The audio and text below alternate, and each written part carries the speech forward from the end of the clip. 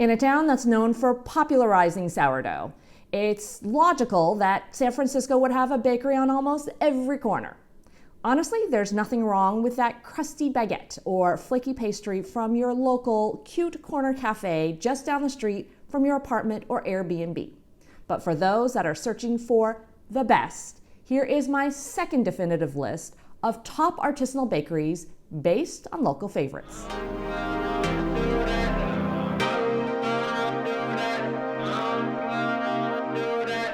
Last year, I published my first definitive list, which you can catch right here, to much controversy because, well, there are way more award-winning bakeries here in the area that I could fit in one video. So here's my second shot at it, with more scrumptious croissants, cakes, and pain levain to drool over. So let me finish my tea, then we'll get out of here. For our first location, we're in Pac Heights heading to Be Patisserie.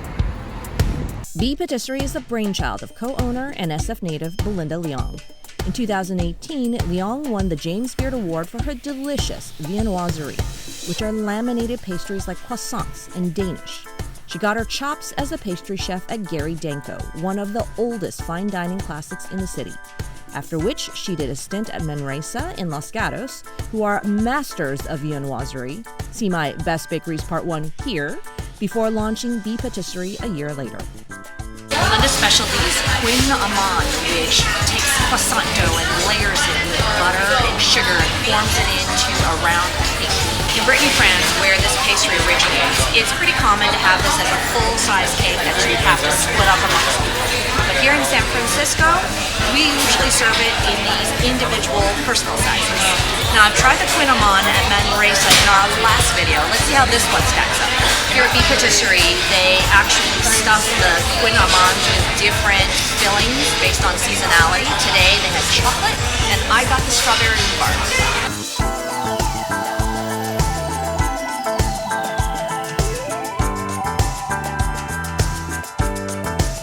What's so difficult to do are these multiple outside layers of beautiful caramelized pastry that are crispy to the touch and crackle like spun sugar when you break it open.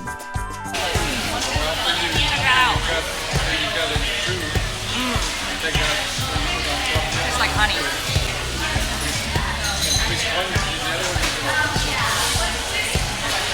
And then, oh yeah, look at all those layers in there. So light and fluffy.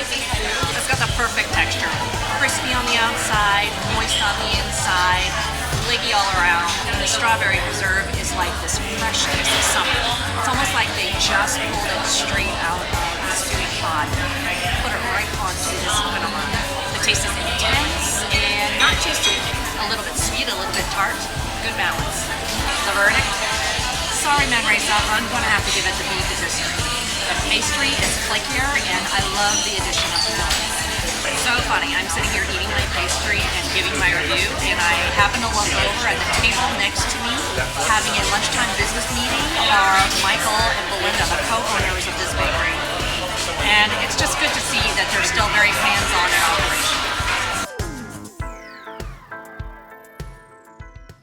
So our next shop also does viennoiserie, but in a very contemporary way. We're here in the Tenderloin, or Lower Nob Hill, depending on who you talk to, at the second most famous bakery in San Francisco, Mr. Holmes Bake Shop. Mr. Holmes, which was named by owner Aaron Cadell after a cat named Sherlock Holmes, was opened in 2014 and instantly shot to Instagram fame in under a year. Everything about the shop is designed for maximum IG impact. From the neon I Got Baked sign on the wall to the Home Sweet Home sign on the floor, and even the food looks like it was crafted by a food stylist. But you know, the bakery wouldn't be on my list, let alone still have lines that wrap around the block 5 years later if the food wasn't as equally scrumptious to eat as it was to look at. Okay, we're gonna join my friend Nathan here today, since Nathan lives just down the street from Mr. Holmes. Hi, Nathan. Hey, Zeene, how's it going? I have a few opinions of what they have here. Most of it, of course, almost all of it is great. The trail croissant is one of my favorites, kind of a sleeper winner in the sense that it has a custard tres leche filling, which is a surprise and delight. cheesecake creme brulee is amazing. Always come here for that. The blueberry granola Danish is one of my favorites because I am a little crunchy granola at heart. So the shop is best known for its cruffin, which is a muffin croissant hybrid. In the olden days when they were making less than 200 of these a day, they would immediately sell out. But nowadays they kind of have it down to a science, and so I think the line's a little bit better.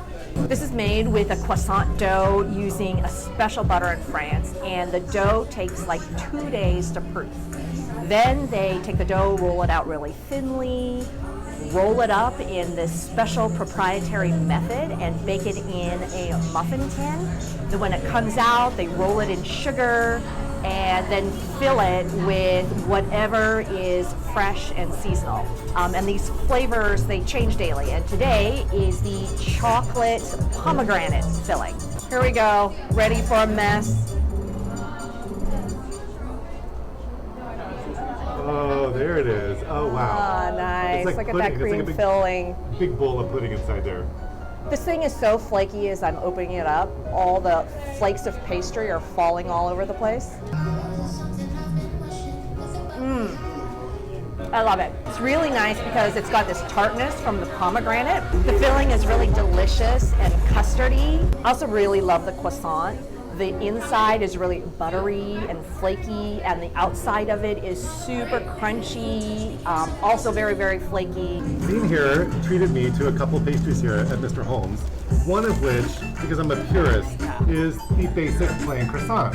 The reason why I like it is because it is so golden brown, it's very flaky, it will explode. If you are a true aficionado of the croissant, you want it to explode all over the place and create a mess.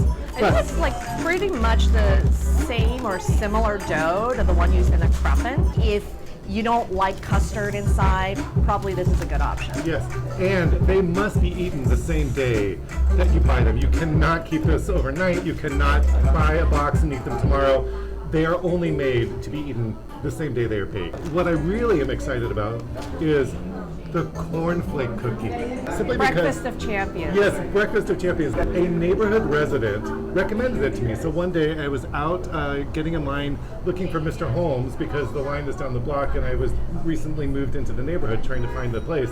And some man walking his dog says, "Are you looking for Mr. Holmes?" And I said, "Yes." And he says, "Oh, it's around the corner. And by the way, get the cornflake cookie." And I thought, how strange. I would never order a cornflake cookie.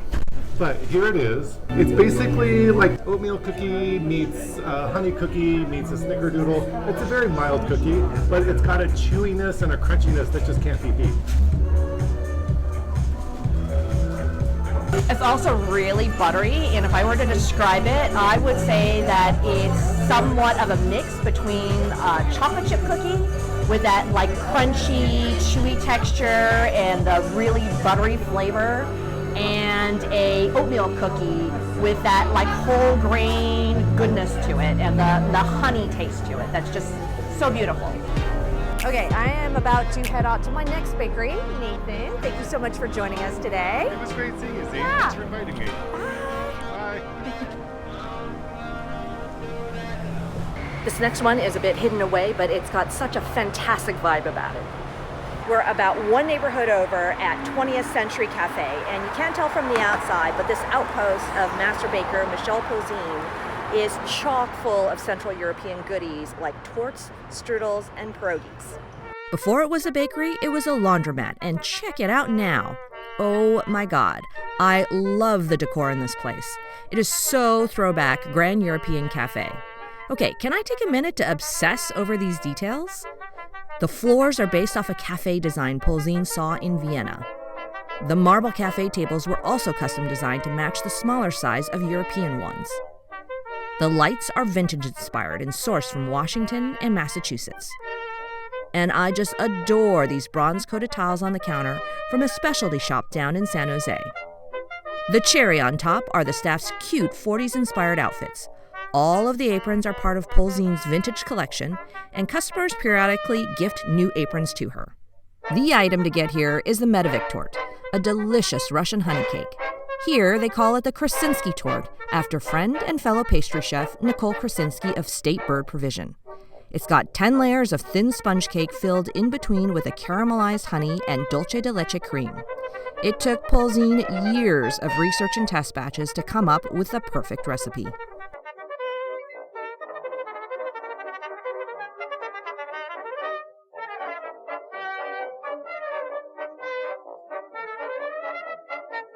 This is a thing of perfection. Look how even the sponge cake and the cream filling layers are. Wow. I think the first thing that hits you is the taste of that caramelized honey and dulce de leche, which is sweet but has a little bit of this charred bitter flavor to it. It surprisingly really enhances the sweetness of the cake and gives it this other dimension of flavor. Kind of a little bit like wine, where it can start out in your mouth one way and finish completely a different way. And the thing is so light and airy, I can hardly tell that I'm eating cake at all. You're definitely not going to find anything like this anywhere else in the city. If you're not into sweets, the other thing to order are their everything bagels, which are liberally sprinkled with poppy seeds, sesame seeds, and nigella seeds, which are related to black caraway seeds. You can get them with the works, and mine is the traditional cream cheese, smoked salmon, topped with some pickled shallots and dill. Looks yummy. I'm starving for something savory since I've been eating sweets all day.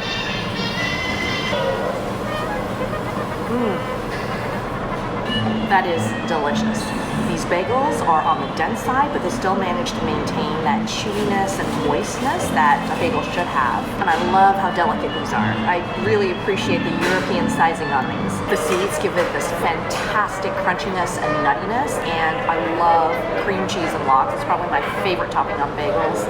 This cream cheese is super smooth, and the lox on top is very soft and meaty. The dill and the shallots are also awesome. It gives that lox that tanginess that it needs.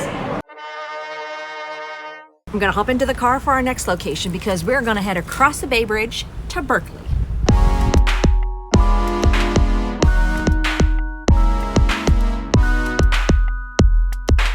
Okay, let's end this video with the mother of all Bay Area bakeries, Acme Bread. Some say Acme kicked off the whole artisanal bread culture here in Northern California. It was originally started in 1983 by Steve and Susie Sullivan after Steve left the famous Chez Panisse as its bread maker. It was a wholesale shop selling only to restaurants and grocery stores. At that time, they only had 4 kinds of bread: a levain, a sweet baguette, a challah, and something called an upstairs bread, which was a throwback to Chez Panisse when they would serve the bread in their upstairs cafe. They have a giant factory in Berkeley pumping out all sorts of breads to their wholesale customers, and 2 storefronts for us little peeps. This one here in Berkeley, and also a smaller storefront down at the Ferry Building in San Francisco. Fun fact, Acme means perfection in Greek. Bonus fun fact, their mother dough starter was a wine yeast made from uncultured Cabernet Sauvignon and Zinfandel from Steve's father's winery, and they still use the same starter to this day.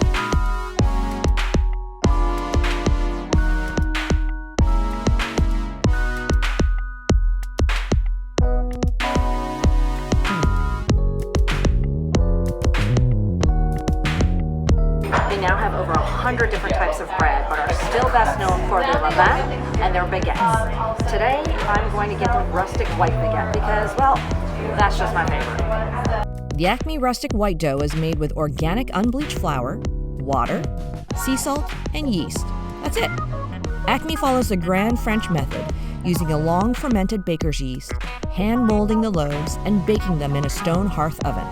The result is a heavenly bread with a chewy crust and a large, open, irregular crumb.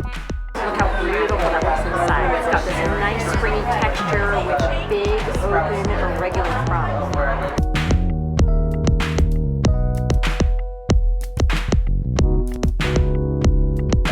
Nice chewy texture with a thin, crispy crust, and it's perfect for sandwich bread. It's got a really mild flavor, and the taste is predominantly that of the flour, which is beautiful. It's soft and sweet and slightly nutty. Normally I have this just dipped in some virgin olive oil, or you can have it with a mild cheese like a breeze. Okay, I'm gonna save the rest for later. The only bummer is that it's super fresh. There's no preservatives, so you do have to eat it the same day. If you're single, it might be a little bit harder to work through a loaf all by yourself. I'm a bit of a bread fiend, so this will be done by noon. Bread has been broken, and now I'm ready to proceed with my day. Did I miss anything? I'm sure I have. Leave me your suggestions down below with those bakeries that you loaf. Get it? And I'll include it in my third definitive list. Gotta jam. Until next time, peace.